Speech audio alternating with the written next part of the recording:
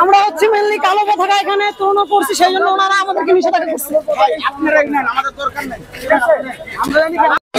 যে কালো পতাকা কেন উঠাতে পারবো না, ওনারা বলছে প্রশাসন জানে, সঠিক অ্যান্সার দিতেছে না। আমরা চলে যেতেছিলাম, ফ্ল্যাগ গুছিয়ে আমরা চলে যেতেছিলাম, তারপরে আমাদের ওইখান থেকে নিয়ে আসছে যে আসেন আপনাদের সাথে আমাদের সিনিয়র পারসন কথা বলবে, বাট আমাদেরকে নিয়ে যাচ্ছে, কোথায় যাচ্ছে জানি না।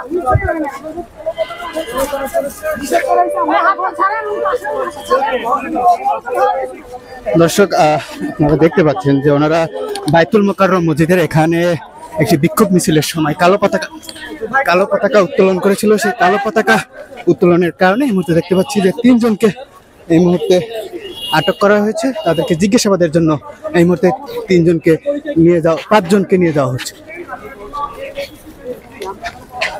তারা পরিচয় দিয়েছে তারা স্টুডেন্ট, এবং তারা বলছেন যে তাদের অপরাধ ছিল শুধুমাত্র তারা কালো পতাকা উত্তোলন করেছিলেন। সে কারণেই এই মুহূর্তে আমরা দেখতে পাচ্ছি যে তাদেরকে নিয়ে যাওয়া হচ্ছে, এবং তারা বলছেন জিজ্ঞাসাবাদের জন্য তাদেরকে নেওয়া হচ্ছে।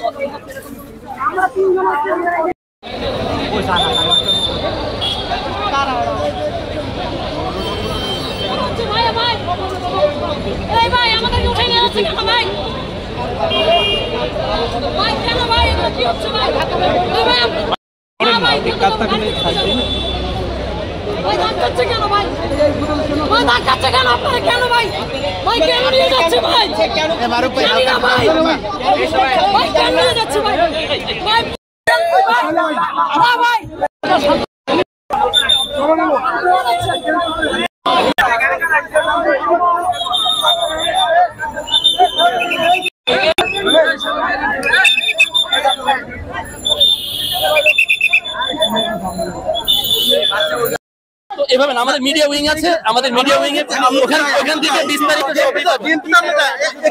জানতে চাচ্ছি তাদের মূল বক্তব্যটা কি বলুন। আমি মিডিয়া উইং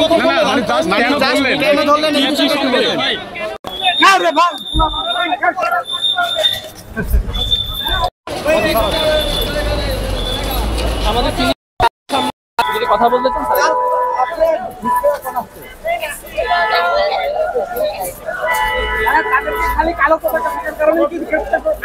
চান আপনাদের কাছে কোনো স্পেসিফিক তথ্য ছিল যে কারণে আসলে মিছিলে কেউ না, যে দলের মিছিল ছিল দলের কেউ তাকে চেনে না, তো সে আসলে কে তার পরিচয় এটা আমাদের জানতে হবে।